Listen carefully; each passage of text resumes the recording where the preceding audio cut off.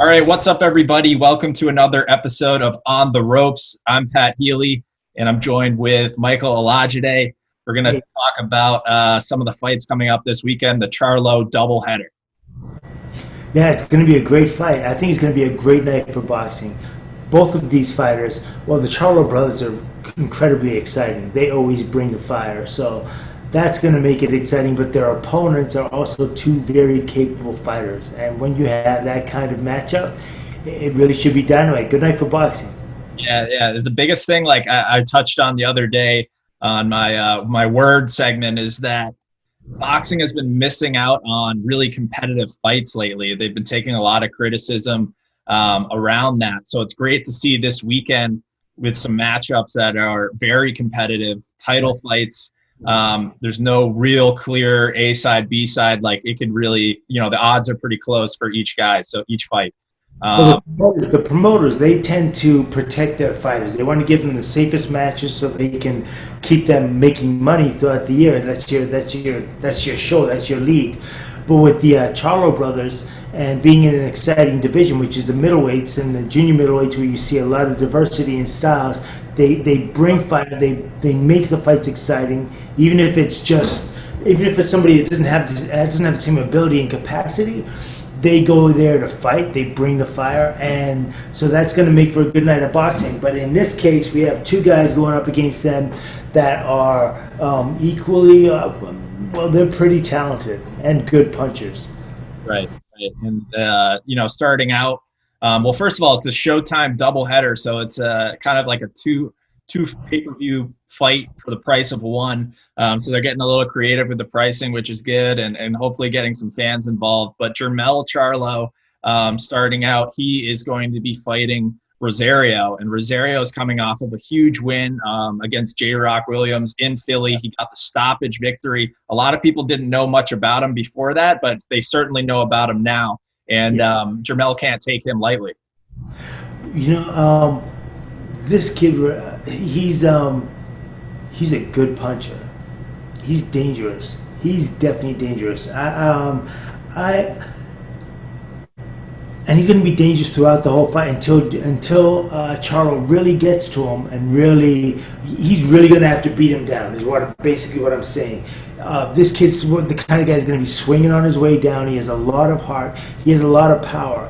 A lot of the kids. A lot of people don't know about these kids coming up out of South America and everything. One thing about them when they get here to the States, they are all punchers. Every single one of them. Like they're packing like if they hit you, they hurt you. They're all like about 80-90% KO percentage power. That kind of power they're bringing. So they're dangerous from the moment that bell rings until the moment you either put them out or the referee, stops the fight. They're extremely dangerous. And Charlo, he's got a great offense, but we're going to find out about his defense. I think we'll have a few more answers on the guys this weekend. Yeah, that's like the biggest thing. And I saw a little interview with Jermell talking about the matchup and kind of how he thinks it's going to play out. And what was interesting is, Jermell's talking a lot about Rosario doesn't understand the power that I have. And if he comes forward and meets me toe to toe, he's going to quickly realize that, that's not going to work out for him. And he's going to have to really box and stay on the outside. That being said, I do think that will happen. I think that they will meet in the middle and exchange blows, because I think Rosario is mostly a come forward fighter as well. So it's going to be interesting to see, if Jermell has to deal with some adversity there. Yeah, well, Jermell, like you said, he's never had to really go in deep on the defense. You know what I mean? Slipping punches, blocking, feinting, moving away. He's been the one that's always dictating the pace. Now, when you bring a guy in there who's not, I don't think Rosario is coming in there to move around and box and gauge the distance between them. He knows the only way to win this fight is to put his fist on that dude's face and put it often until he drops. There's no doubt in my mind that if he hits him, that he will hurt him. And then we'll find out about Jermall, whether he has the ability to shift up, and he has the ability to adjust and adapt, which is very important if you want to get over to that great side of being, and that really highly respected side of being a professional boxer. So this fight holds a lot of intrigue, and they both hit hard enough. So really, it's going to come down to who takes the best shot. If neither one of them has an outstanding defense, like Wilfredo Benitez, slipping punches and being able to move away from shots, then it's going to be who's going to be the most resilient one. So first is power, then it's resiliency with these two guys. And so whoever's getting off first, they've got that advantage, and whoever has the ability to absorb, to withstand within the storm, and then come back with their own, that's the one you're going to go with. It's hard to see Charlo losing, but Yeah, I mean he's the heavy favorite. That being said, my pick is Rosario. I believe he's going to get it done. I think he's going to come forward and shock a lot of people because, like I said, Jermell hasn't really, other than he had a split decision loss, I believe, to Tony Harrison that he avenged in his last fight. But other than that, he hasn't really faced anyone that's really put him on his back foot. And I think Rosario is going to do that. And from there, it could get very interesting. Rosario's been stopped before. His one loss was a TKO loss. So, it proves that, he's vulnerable, I guess, like to the knockout. What's your pick for the fight? Who do you think is going to come out on top here? Wow. I mean, I think I have to give the champ respect. I have to go with Charlo. He hasn't. You know what he has that I like? He has quick release. He has focus, and no one's made him take that back step. I think at least the first round, he's going to have to feel this kid out. You can't just come out and bombs away, because then the risk of Rosario of winning that fight is much, much higher. I mean, the chances of him winning that fight is much, much higher. I think what he has to do, he has to take little steps. He has quick release, so use those things to advantage. You know what I mean? Get your hands out fast, because this kid's slow. He is slow, but he's extremely powerful, and he's willing to absorb shots until he finally finds his target. So I have to go with I'm going to go with Charlo in about, I would say, 5 to 6. Oh, relatively early. Yeah, it's relatively early, but once you get out of that you get out of the adrenaline zone, which is really the first 2 rounds of a boxing match, and then then it settles down into its pace, and then you're able to find out what each fighter really has. I think should it get out of those first 2 rounds, we're going to see Charlo probably get a little bit stronger if he has the championship medal we think he does. Interesting. So we're gonna find out on Saturday. It's a great matchup. Everyone make sure to tune in. It's going to be on Showtime. Very competitive matchup and a lot to learn, especially in the 154 division. With the winner of this fight really having all of the belts. Rosario holding the IBF and WBA Super. So he'll take Charlo's WBC, or Charlo will take his belt. So it's going to be very interesting and a great matchup for boxing fans. And then on the co-headliner of the doubleheader is Big Charlo, Jermall Charlo, older brother by a minute. He's fighting SERGIY Derevyanchenko. It's a mouthful there. But that's another tremendous matchup. And Derevyanchenko is super tough. He just got out of a very close decision loss to Triple G. A lot of people thought he won that fight. So he's no pushover by any means. A lot to prove on the line for both fighters. Exactly. And he also lost to Danny Jacobs, right? Right. So his aura of invincibility has already been kind of damaged, and I don't know how that hurts his psyche. I like him. I like his ability. I like his style. Now this kid he's fighting in Charlo 2. Charlo 1, the older one. he comes to take your head off, and that's the thing. Derevyanchenko doesn't have the greatest head movement.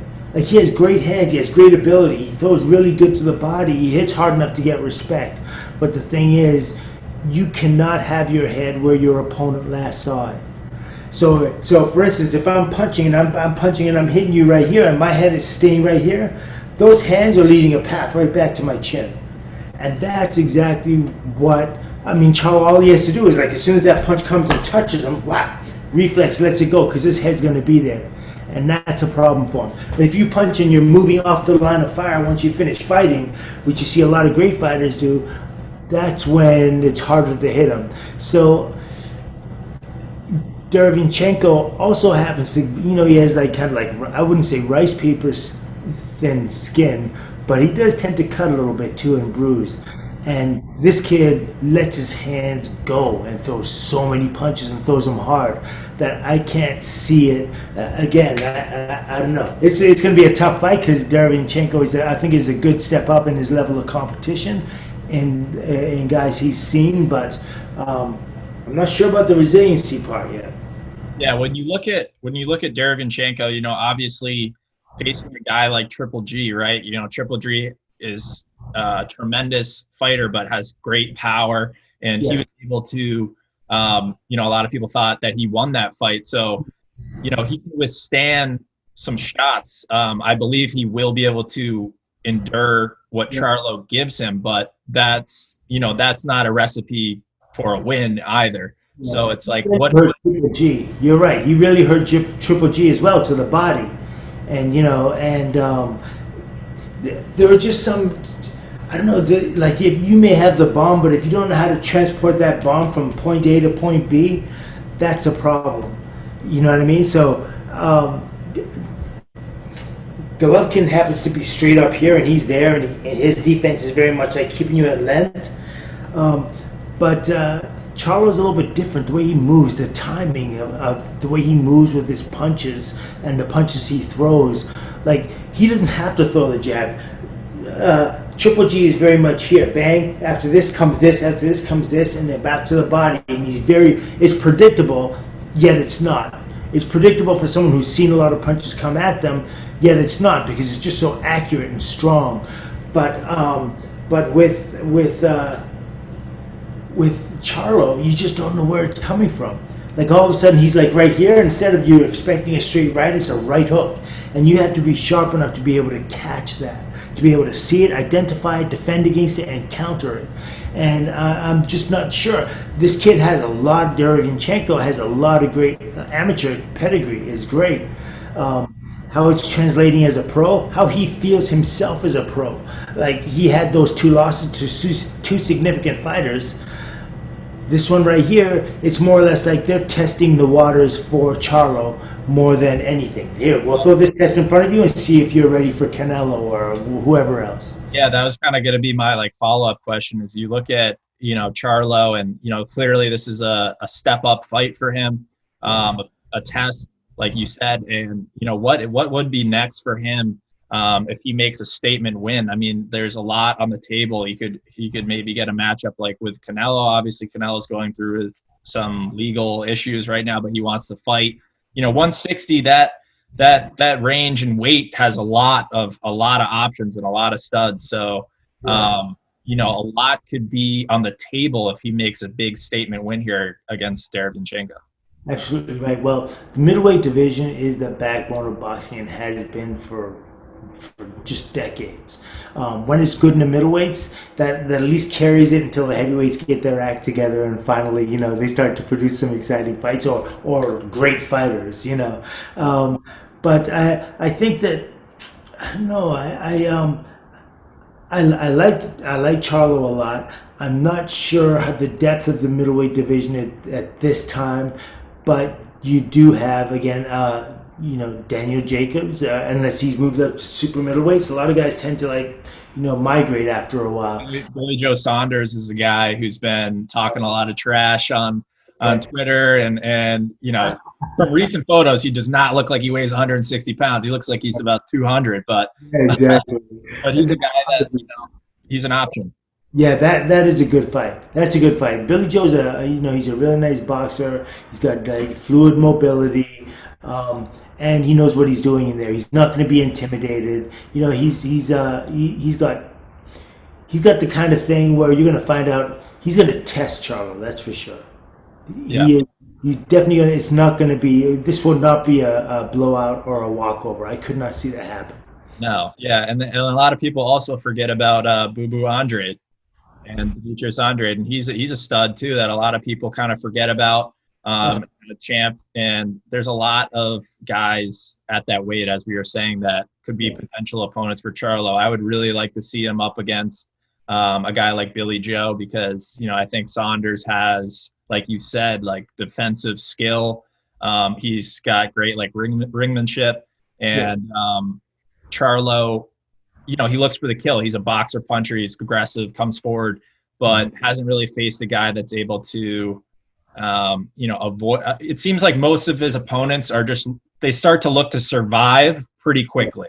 Well, they tend to be one-dimensional.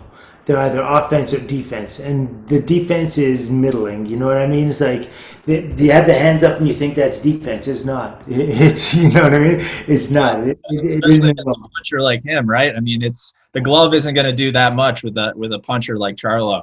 Not at all. They once you know, a fighter as seasoned as himself and knowledgeable as himself, you know how to turn those hands up, to get in between, come around, you know, different things to open up, and more or less when you're doing this, it's like you're giving up. You're more or less just giving yourself up, and it's not the style of a winning fighter or a fighter that wants to win. And Billy Joe isn't like that. He'll let his hands go. Charlo will let his hands go. Charlo has more power. You know, and but I think Billy Joe has a lot of confidence. He believes in himself, and when you have that, like, you really legitimately from his heart believes himself. When you have that in itself is a very hard thing to defeat. Most definitely. So you're taking Charlo in this matchup again. What do you think? Is he going to get the stoppage? Is this going to go to a decision? How do you see this playing out? Okay, that's a difficult decision, because I could see it being stopped late on cuts. I think neither one of them have a problem going the distance conditioning wise. I think they're both warriors. They're Spartan like that. They come in, they respect the game, they respect their profession, and they'll come in sharp. I think that Charlo will sustain, Doug. We may find out some things about him we didn't know before, but I think he'll be able to sustain the attack. I don't think he's going to be backing up from this kid, and I don't think the kid has the ability, unless he catches him with something like a body shot or something. He's not the kind of guy that's going to be backpedaling. So they're going to meet in the center of the ring, and it's going to be kept in the center of the ring, and I kind of see Charlo getting to him late, or the referee stopping it late. Yeah. How about yourself? What do you think? Yeah, no, I agree. I mean, I just think, you know, I think Sergey is like, he's crazy tough. Like, he proved that against Triple G. Like, they went to war, right? So it's like, on one side, you know, how much did that take from him? Like, he could be primed for a knockout almost, like, just from taking that damage, right? Like, but you know, assuming he's health-wise totally fine, like, he's so tough. So it's, you know, if Charlo was able to knock him out, that would be a huge statement. But I think, you know, it'll probably go into the later rounds, and if it is a stoppage, it'll probably be for cuts or maybe a TKO. But on the feet, I just don't see Derevyanchenko getting like knocked out cold or anything. But I definitely think Charlo is going to get the win on Saturday. See, it's an interesting thing with fighters, like, between Derevyanchenko's last fight and this fight, we don't know what happened in training camp, and we don't know if that pilot light has gone out, is dimmed, or is burning even brighter. That's going to make the difference in this fight, because you know what Charlo is bringing. He's bringing it the same thing every single time. It's absolutely predictable what he's going to do. The thing you don't know is what Derevyanchenko has left. Even though he hasn't been, you know, I mean, he's had, what, maybe 200-300 amateur fights? That's a lot. That's a lot of fights. And he's also had a lot of fights as a pro. And I don't know, sometimes just, you know, the repetition, and you don't know, all of a sudden the bottom just drops out from you. And you may still be young, you're in your 20s, 26, 27. You know, there have been great fighters in their 26, 27 years of age, and they're just burned out because they are Spartan. They do everything they can do to win a fight in the gym. They train hard, and your body just is unwilling to go there anymore. As much as your mind wants to, your body cannot do it. It's a very interesting, it's a conundrum. It's really weird. But Um, like, having said that, the kid is talent. You have to respect him for that talent. Hopefully, his management is doing the right thing for him, and it isn't just just a money fight. He fought for the title twice already, um, in a relatively short period of time between Jacobs and Triple G. So this is the third time. Could be the charm. Could be the charm. Yeah, we'll But see. But, regardless, it's like I'm just excited that these fights are happening because the fall schedule looks great for boxing. This is yes, really kicking it off in terms of, really competitive fights. The summer was a little slow, obviously, so it's great that we had this and some fights people are going to be talking about and got to tune into. yeah. No, you're absolutely right, Pat. It's like boxing is one of the hardest things to do in the world. It's just hard. It's like, your body does exact. I don't know. There's something about like just having to throw so many punches and having to throw them so hard, and then not only are you thinking about hitting your opponent, you have to also think about, are you exposing yourself to a counter punch when they're really good. So I don't know. Boxing just has this thing about it that it's also in our heart. It's in our history. You know what I mean? It's like we're all related to someone. We have an uncle who boxed, or we have a friend who boxed, or something. And that's what's so beautiful about it right now. They're getting back to the purity of it, like the competition. People aren't interested in the shows anymore. They want to see real fights, Right. and that's what's happening right now, and that's what's going to be for the near future. I can't see it being anything else. But there's no more room for the other crap. You know what I mean? Exactly. So everyone, make sure to tune in Saturday for the Charlo doubleheader. Mike gave his picks. He's going Charlo. I got Rosario pulling off the upset, and then I got Jermall Charlo taking care of business against Derevyanchenko. This was on the ropes. Make sure to go follow us on YouTube at ThePodMatrix. Follow Mike on Instagram, El Cuerdo de Papi. And follow Brooklyn Boxing Podcast as well for much more content coming soon.